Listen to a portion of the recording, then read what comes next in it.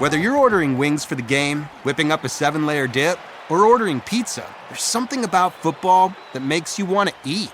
And this football season, Uber Eats has the best deals on game day food. No matter what you're craving, from 2-for-1 pizza to buy one, get one wings, Uber Eats will be dropping new deals each week, all season long. Uber Eats, official on-demand delivery partner of the NFL. Order now. Terms and conditions apply. See app for details.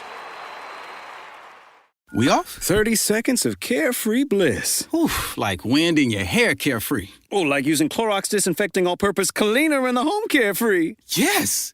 Like dog slobbing on the coffee table and cleaning it with Clorox Carefree? He's on a roll now. Spit toothpaste on the faucet? You got it. You got it. Peanut butter on the light switch. Oh, spritz, spritz.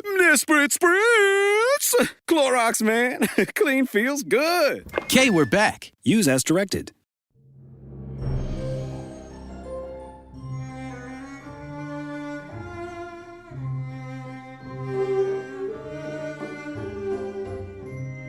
Hello and welcome to I Talk to Ghosts, the podcast that delivers the creepy crawlies all year long.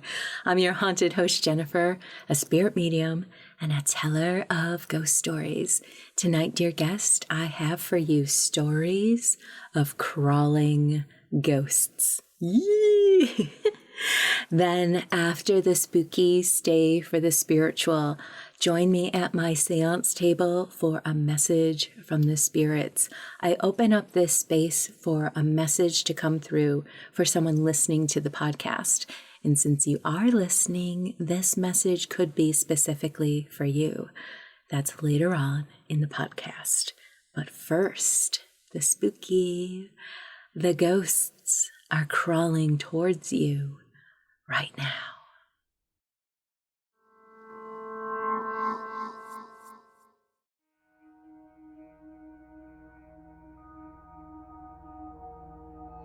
When I was about 14 years old, my cousin, who was 12 at the time, spent the night at my house. We had been out all day and didn't get home until around 10 o'clock that night. My house had a long hallway that my sister and I always found unsettling. The bathroom was located around the corner at the end of this hallway, adding to its eerie atmosphere at night. On that evening, it seemed especially dark, so I asked my cousin to come with me to turn on the hallway light before I went to the bathroom. As we cautiously crept into the dimly lit hallway, every creak of the wooden floorboards made my breath hitch, and I struggled not to jump at every noise.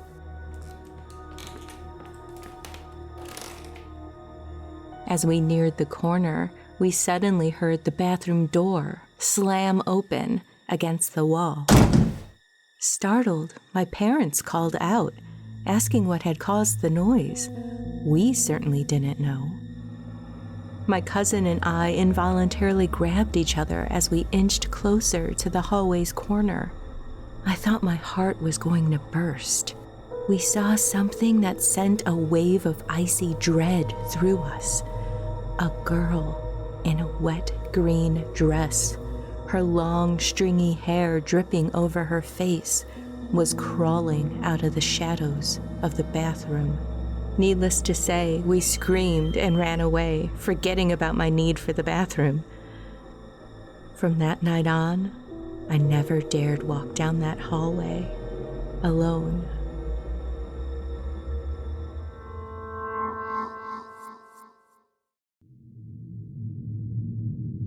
This happened when I was in college, around 2013. My family had planned to go out for the day, but I decided to stay home to finish my homework and then reward myself by watching a movie in my room. Alone in our house, I got to work on my assignments. During this time, I had this underlying feeling of just being aware of how large and empty our house felt as the evening settled in. I was never uncomfortable being alone, so I ignored the subtle uneasiness that pressed on my back. After finishing my homework, I let out a big sigh and shook the tension out of my arms. I was ready to relax and watch a movie in my bedroom. By then, it was already nighttime. I hadn't gotten up to turn on any additional lights as I worked, so the rest of the house was filled with a darkness that stretched out before me. As I was about to go upstairs, I reached for the hallway light switch. Before I could touch it, I froze at the sight before me. There, in the hallway's darkness, was a figure unlike anything I had ever seen. As best I could describe it, it resembled both a human and a giant spider. Its flesh was a sickly white that easily defined its form from that of the shadows in the hallway. Its limbs were splayed on the floor, crawling backwards at an unnatural speed. Long, dark hair trailed behind it, following its eerie, contorted body. I felt my energy drain from me, and my brain couldn't form a logical thought to deal with any of this crawling, monstrous thing. I fled to my bedroom, turned on every light available in my path, as tears just streamed down my face. I struggled to process what I had just witnessed. I ended up frantically messaging my friends, just desperate for any kind of comfort, including them telling me I must have imagined it. I tried to calm myself, but I couldn't bring myself to tell my family when they came home. I knew they would be terrified. We were all kind of really afraid of ghosts and never watched horror movies. I never saw it again, but ever since that night, I have never felt at ease when alone. The memory of that ghostly, crawling thing haunts me to this day.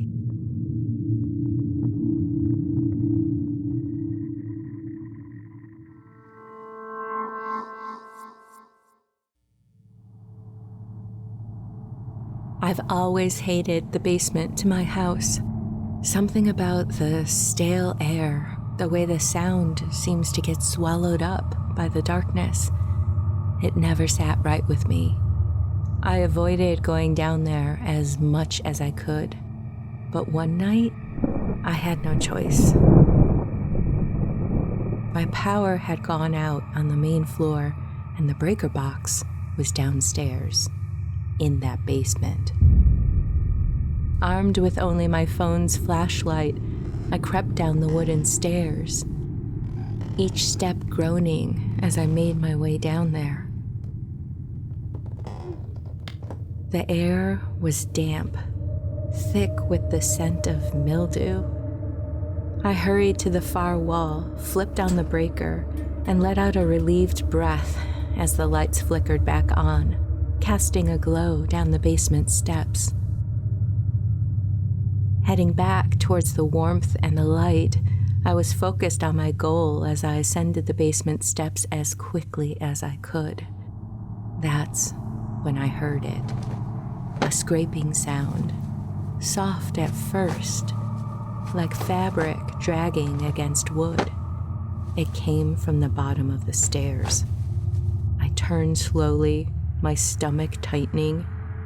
There, in the dim, something shifted in the shadows. A figure was crawling towards me. Its limbs moved in a sickeningly slow, unnatural way, elbows and knees jutting at sharp angles. I couldn't see all of its face in the darkness, but I could feel its eyes, hollow and empty, locked onto mine. I staggered backwards up the remaining steps, my pulse hammering in my ears. It moved faster, its nails scraping against the wooden stairs as it pulled itself, crawled up towards me. As I struggled to get away from it, my frantic movements swayed the light from my phone this way and that, and when the light did land on the figure again, it was halfway up the stairs. I bolted up the last of the steps, slamming the basement door behind me and throwing the deadbolt into place. It didn't seem like a strong enough latch. I left for the evening, staying with a friend until the reasoning of daylight found me. I haven't opened that door since. I will never go down there alone again. Sometimes, when the house is quiet, I think I hear it. Soft, rhythmic scratching from the other side of that door.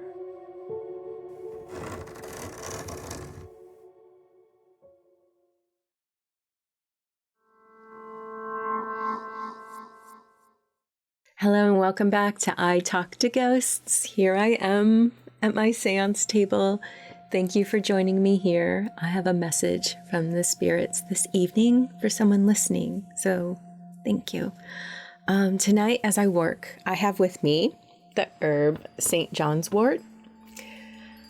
St. John's wort is wonderful protection against evil. Ooh.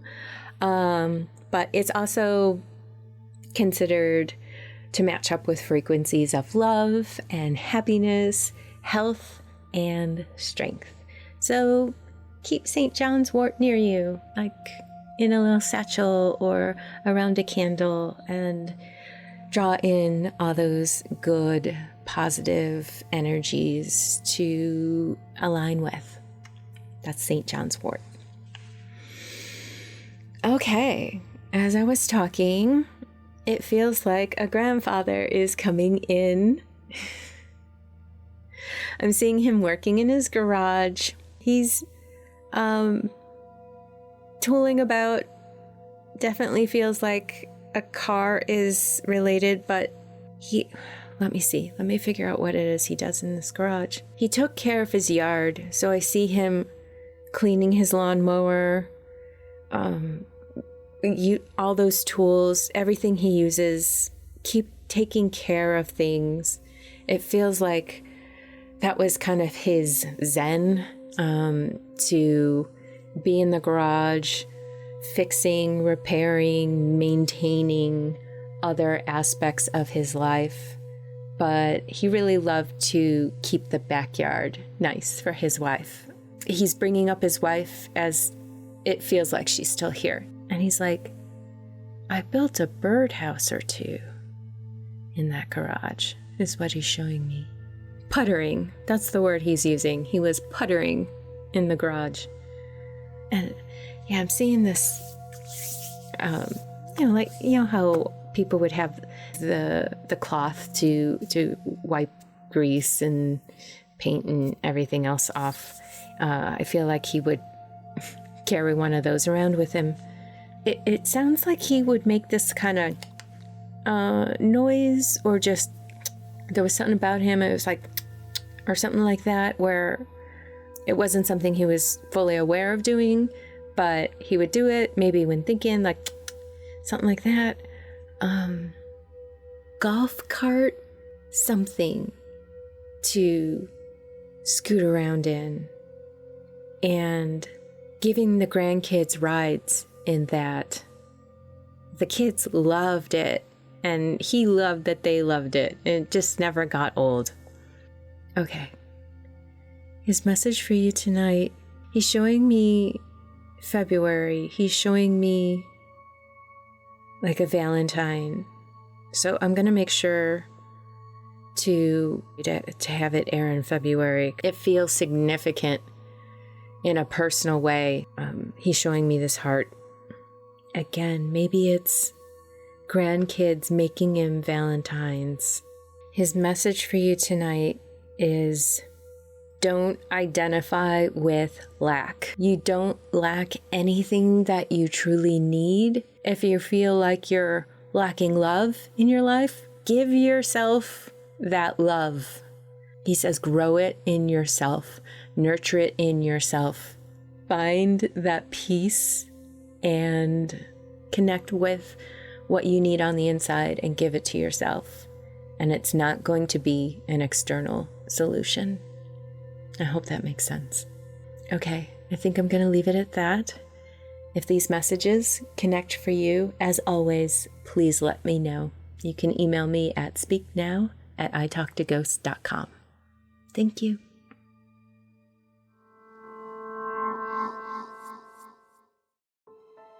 Are you enjoying the podcast?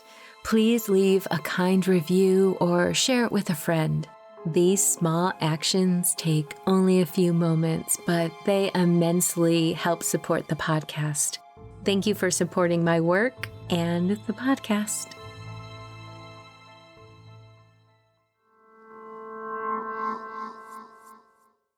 And with that, dear listener, we have reached the end of this episode of I Talk to Ghosts. I hope you've enjoyed my spirit work this evening, as well as those creepy tales of crawling ghosts. Have you ever experienced something paranormal crawling towards you? I would love to hear about it. I can never have enough ghost stories in my life, so please reach out. In the meantime, wherever you wander off to, in this world or the next, just remember, come back and visit with me. Have a lovely evening and good night. If you enjoy stories of the paranormal and the unexplained, join me for They're Not Shadows. As I got out of the car, lightning lit up the sky. The trees making a jagged display through the rain.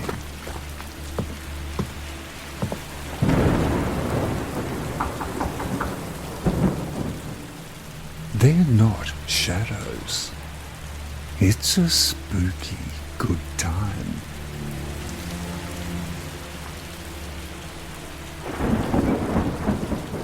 Hello?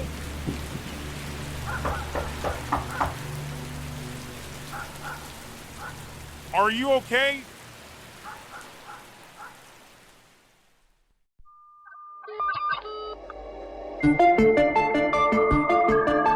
Fear Daily is a podcast that takes you into the shadows of the past, unearthing the 1990s most terrifying tales of monsters, madness, and life after death.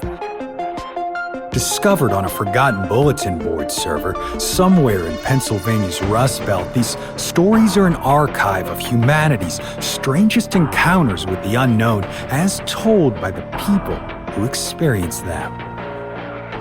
Written by Brennan Storr, creator of the Ghost Story Guys, and hosted by Brandon Scheck-Snyder of Southern Gothic, Fear Daily is your window into the dark corners of our world. Follow Fear Daily today on your favorite podcatcher to receive new episodes Monday through Friday each and every week.